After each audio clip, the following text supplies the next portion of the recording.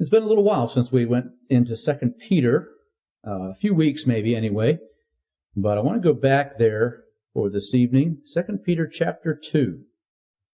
2 Peter chapter 2. We're going to read the last few verses of this chapter. And as I mentioned to you this morning, this is related, at least, to this morning's message, and how some may stray away and are lost. And so we find that here in 2 Peter chapter 2, and verse number 17 is the beginning. Now it's talking about these false teachers and what they were promoting. Part of it seems to be immorality. If you look in the kind of the middle verses there, basically verse 10 through 14 anyway, even a little further than that, I guess. But maybe 15. So anyway, he's talking, seemed like the false teaching is immorality. But then we get to verse number 17, kind of talking a little bit more specifically about them and what happens from their false teaching. Verse number 17, these are wells without water, clouds that are carried with a tempest, to whom the mist of darkness is reserved forever. For when they speak great swelling words of vanity, they allure through the lusts of the flesh, through much wantonness, those that were clean escaped from them who live in error. While they promise them liberty, they themselves are the servants of corruption. For of whom a man is overcome, of the same is he brought in bondage. For if, after they have escaped the pollutions of the world through the knowledge of the Lord and Savior Jesus Christ, they are again entangled therein and overcome, the latter end is worse with them than the beginning. For it had been better for them not to have known the way of righteousness, than, after they have known it, to turn from the holy commandment delivered unto them. But it has happened unto them according to the true proverb, the dog is turned to his own vomit again, and the sow that was washed to her wallowing in the mire. I've titled the message tonight, Worse Than Ever. Worse than ever. Seems to be that is what Peter is referring to here as he talks about those people who they've been saved already. They were saved out of sin. Now they turn back to it, and he compares it there to the dog turning back to his vomit, the sow to the mire, the pig's slop. He's saying it's about like that, and they are worse off. And in fact, as you notice that in verse number 20, the very end there, the latter end is worse with them than the beginning. They are worse than ever. So God help us to recognize the truth, this doctrine in the issue of staying true to what God has for us. I understand this may not be popular in these days, but Peter's bringing it to our attention for a reason. He's giving this reminder, this warning to us, not just to us, of course, but down through the centuries. Now it's coming to us. It certainly applies to a day like this. And while it may be very unpopular in the church world today, it must be confronted.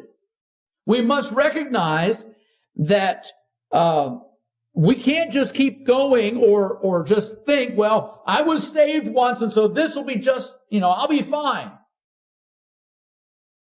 Again, the context here seems to indicate an issue in morality in these false teachers. And of course, obviously, the danger is still very real, very similar today. And Peter shows that if we fall back into those sins of the past, if we aren't careful to guard ourselves, maybe it is in this area of morality, but it might be in something else, then we are worse off than ever. Of course, there's been a number of examples. I've known of them, heard of them, whatever it may be. Actually, some of it, I guess, just some that I've heard of, where someone was saved, God delivered them from a particular sin, let's say, and then they went back to it, in a time of weakness or whatever. They went back to it, and they found themselves drawn back in, so that now they have a harder time ever getting free of it than they did at first. God obviously can give grace and strength. God can bring someone out a second time. But sometimes I have heard, at least I think 2 accounts in particular, where I had heard of that person, they were delivered, they were free.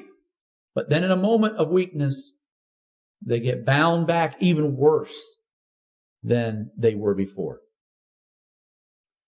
This whole area here is one of the sort of disheartening parts of living in an area which, we're sort of free of that here, I guess, but I have lived in an area before where maybe Christian schools nearby, Bible colleges nearby, and you start seeing this one or that one come through the doors, and they seem to have all the potential in the world.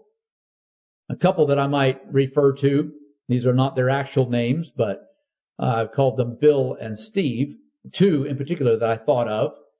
And I was in school when they were in school. And maybe in one case, I maybe was a little surprised at how God transformed them and used them. Maybe a little bit on the mischievous side, maybe at times. But God had used him in a number of ways. And he was a real blessing. Another man that I'm calling Steve was a little different scenario. Seemed like all the talents that you would want. We would have admired him, but they strayed. Both came from Christian homes. From anything we know of, one especially, really, I guess they both did. They both really did.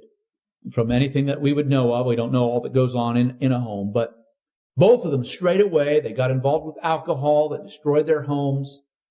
I'm not sure about the scenario just at this moment in both of them.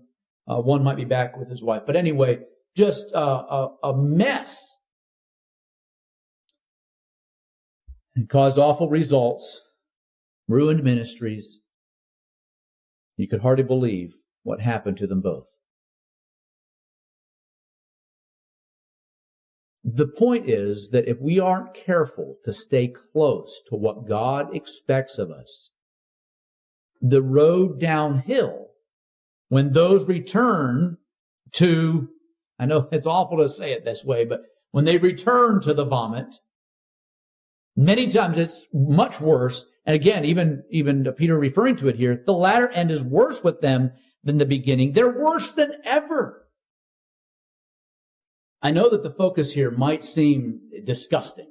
And I know we don't like to think about, the dog returning to his vomit or the pig to its mire, but maybe it ought to be repulsive to us when we start finding occasions where somebody has strayed away from God. They've gone into unfaithfulness. They've lost their bearings. They're not doing what God wants them to do. It probably ought to horrify us every time that we see somebody go off into those areas of sin. They leave their walk with God. They wander in the wilderness again. And a big reason why that ought to horrify us is that it seems from what Peter's saying here that their hopes of getting back are slimmer and slimmer as they walk away from God. Certainly God's grace and mercy are still sufficient. We talked this morning. Yes, there is the marred vessel that God can remake and all those things. But the individual seems more hardened in their heart when they've walked away. And so this evening, I want us to recognize this whole issue of being worse than ever.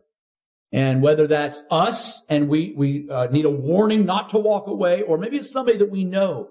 And we need to pray all the more diligently because they need to have their hearts softened again. It mentions here even about those who proclaim liberty. And then in reality, they're the servants of corruption. That's verse number 19. God help us to recognize the urgency of this matter, even here this evening. First one I want to notice with you is going back kind of to these being false teachers. A worse message. A worse message. Maybe this is a little bit different, but let's just kind of talk about the messenger of deceit here at first. Because again, this is very common.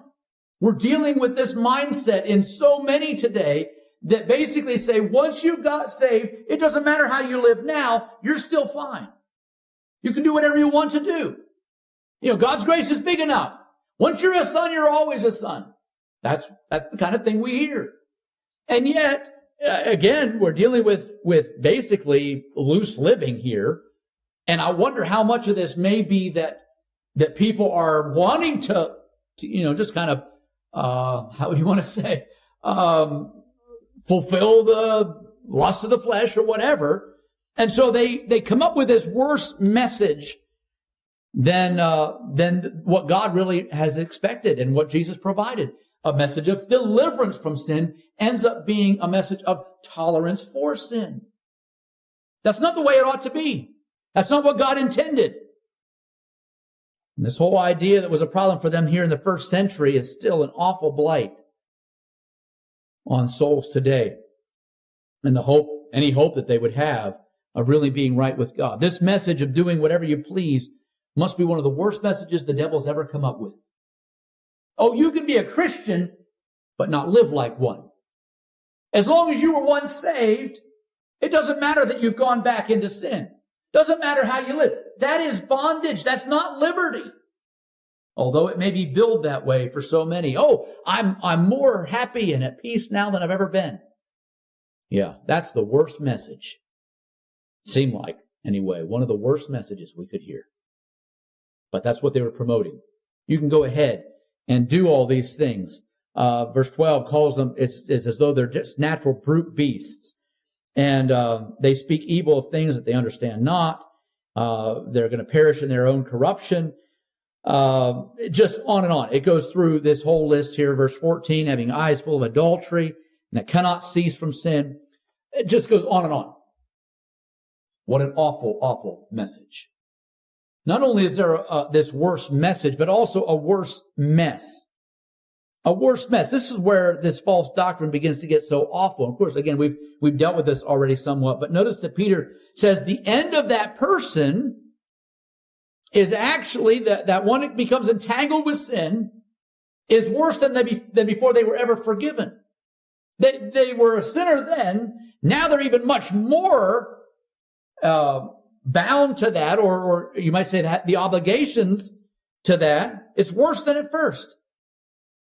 The courts seem to wrap a man tighter after he has been delivered, but he goes back on God, goes back on holy living, goes back on what God has done for him. This doesn't just describe being simply out of fellowship. That's the way some would like to build this. They'd like to refer to it as, well, you're just out of fellowship. No, that's not it. This is much worse than that. I understand there may be some that for just a moment they're caught in temptation and they quickly turn right back to God. We're not talking about that issue, but we're talking about those who act as though I'm still fine, but they are bound all the more by sin than ever. It's a worse mess than before they were saved, according to what Peter would say here. Because our lives are wrapped up in the church, I suppose that it may be hard for us to think that we could ever be lost. We've grown up this way. Many of us.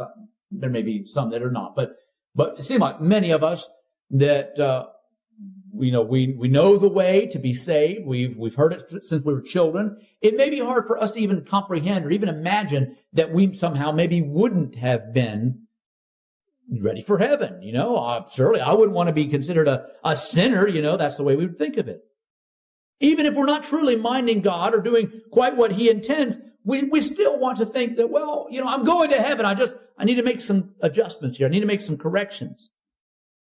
We seem to feel that maybe we'll someday at least, surely someday we'll get it straightened out.